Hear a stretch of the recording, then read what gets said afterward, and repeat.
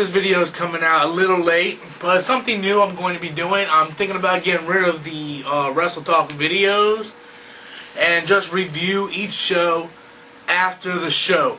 That way I have the show already in my mind, so I just got done watching it, and then I can give you my thoughts on it. And I'm going to break down and review the entire show, match, promos, everything.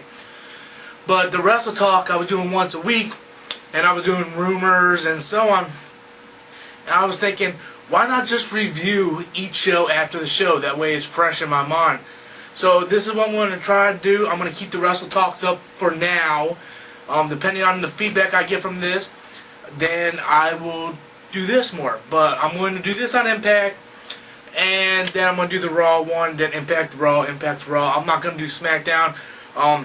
Personally, I think SmackDown is boring. I can't get into fucking SmackDown. I just think SmackDown is fucking shit altogether.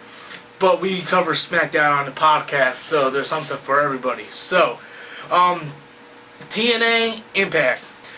Well, the show started off with a promo of a flashback that happened last week with Eric Bischoff getting served the paper from the network, and how the show ended with Hogan saying, "Foley, you're fired." Now, if you don't know what's going on behind the scenes, Mick Foley's actually not getting his contract re-signed. I guess he doesn't want his contract renewed. He wants to be released so he can go back to WWE. I think me and Ricardo was talking about it on the podcast.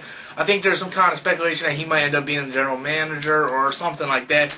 But that's later down the line. But anyway, they're killing the Mick Foley Network thing after 2 weeks. After 2 weeks. So hold on, I'll get back to that in a second. So the actual show starts off with Hogan and Bischoff coming down to the ring. Like every fucking week, the show starts off with either Bischoff coming out to the ring first, or Hogan and Bischoff, or Fortune. It's like every fucking week the show starts off the same. So Hogan and Bischoff comes down to the ring, and Hogan's like, well, the network's seeing through Mick Foley's, tricks and shadows, and they said, screw Mick Foley, fired him. Like, now me and Bischoff has the whole company, the control of the whole company again. We don't have no one looking over our shoulder, blah, blah, blah, blah, blah, And then they give the mic to Bischoff. And this is what's wrong with TNA, okay? This is what's wrong with TNA. The fact that for the past several months, we have seen Sting come back because of the network. Sting won the title because of the network. All this network mind games, and basically putting the screws to the Hogan administration. And then Mick Foley comes back, really puts the screws to him. Big announcement, he's back. China came with him. Changed, according to him, the Impact name was because of him and everything like that. And Hogan's like, yeah, the network's seen through him. We know what we're doing. So out of nowhere, you took the story from basically another, Hogan losing control of the company, and the network taking over because Hogan's crooked, and put Mick Foley in that power, and Sting won the title because of the network and all this stuff. But now the network's like, you know what? Foley didn't know what he was doing. I'm going to listen to Hogan. Hogan's our guy. We're going to stick with him because Hogan knows what he's doing. So why the fuck, if Hogan knew what he was doing this whole time, then why did Sting get the title? Why, they're doing all this thing? And Hogan sits there and says, we're going to keep the Impact name, we're going to keep the X Division, blah, blah, blah. And people, and like the casual fan is just sitting there, because not too many people know what's going on behind the scenes, why they had to change the script and so on. But the casual fans like, this don't make no goddamn sense. For the past several months, we've been seeing the network putting the screws to Hogan because Hogan didn't, is the bad guy. And then out of nowhere, they're switching it around right like the same damn next day. Because Impact's filmed back-to-back days. So one day, Mick Foley, in charge, and the next day he's fired. It doesn't make no goddamn sense. And the storytelling for Impact is so fucking awful. Fucking continuity. That's all we fucking ask, is continuity. It doesn't make no goddamn sense. It doesn't. No matter how you piece it together, it doesn't make fucking sense. So the network, who has been trying to take the step above Hogan, basically taking Dixie Carter's spot, and, you know, putting the screws to Hogan, trying to, you know, get him down because he's ruining the company. And then out of nowhere, they fire Mick Foley according to the storyline and put Hogan back in charge. It doesn't make no goddamn sense. They need to fire Vince Russo or do something because this story don't make no fucking sense. And it ain't just this story.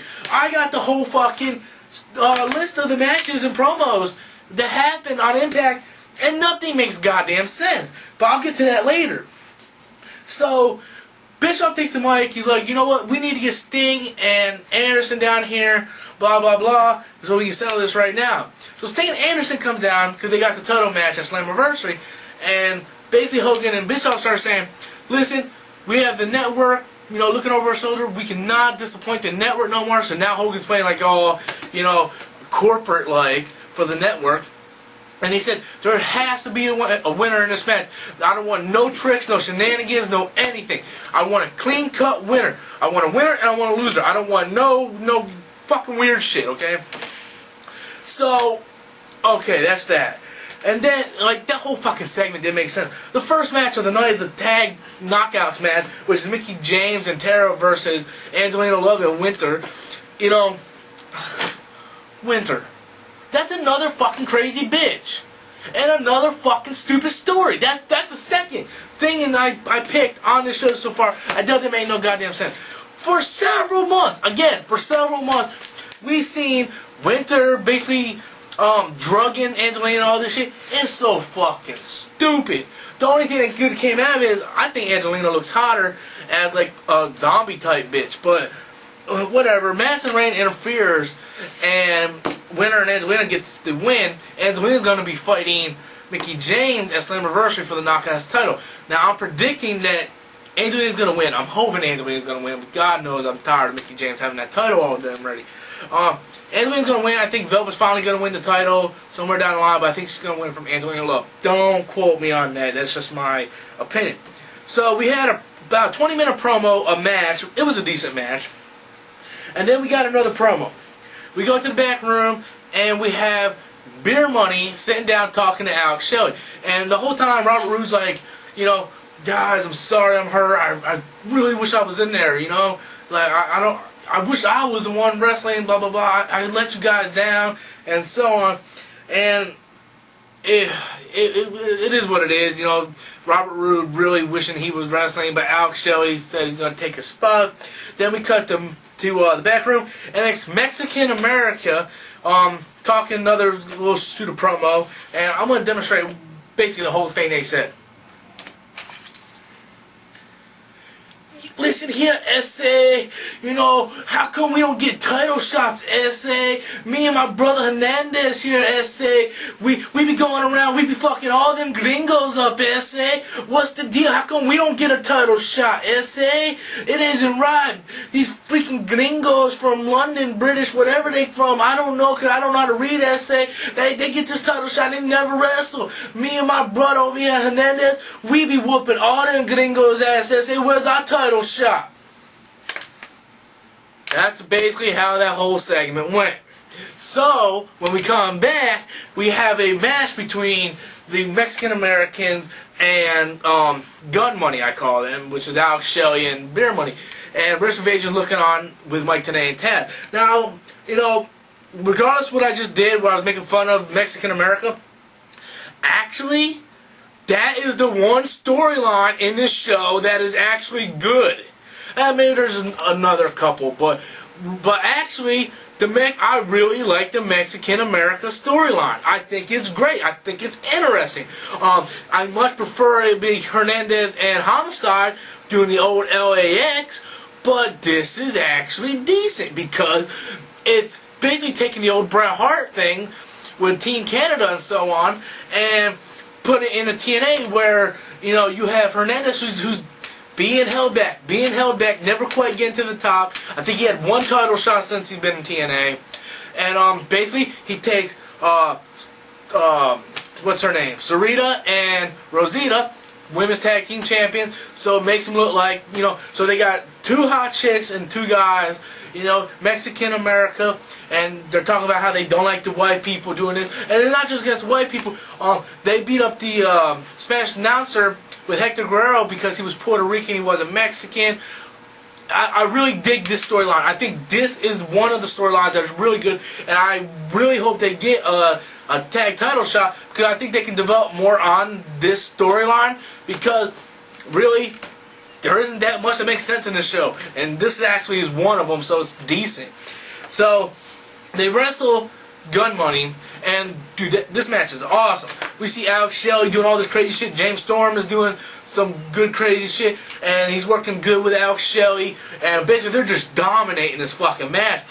And then at the end, right where Gun Money is gonna get the win, Alex Shelley actually kicks James Storm in the face, and Mexican America gets the win.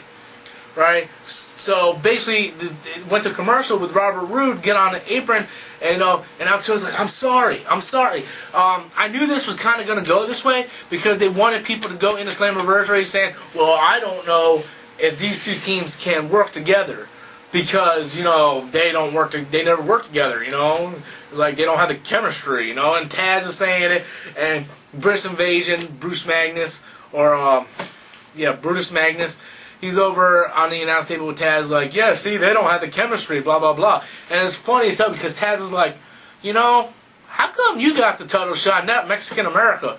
And, like, British Invasion's like, what are you talking about? They're like, we've been former tag team champions. We don't, you know. And Taz is like, yeah, but you didn't beat nobody for your title shot. You just showed up and got a title shot, you know. And like Mexican America, at least, you know, they've been beating people. And then Bruce Magnus was like, well, we didn't have an opportunity to beat people because we were never on TV. And Taz is like, well, that's actually my point. You haven't been on TV, so why you got a title shot? It's funny when they explain why a team shouldn't have a title shot when you have a winning team in the ring and doesn't have a title shot. Doesn't make no damn sense. It's like, you sit there, like we at home know British Invasion shouldn't get a title shot because they didn't beat nobody for a title shot, but when Taz blatantly tells the fans, like, well, you shouldn't have a title shot, you didn't beat nobody. You're supposed to be promoting them, Taz. You're supposed to be like, yeah, you guys were awesome tag team champions. You were IWGP champion.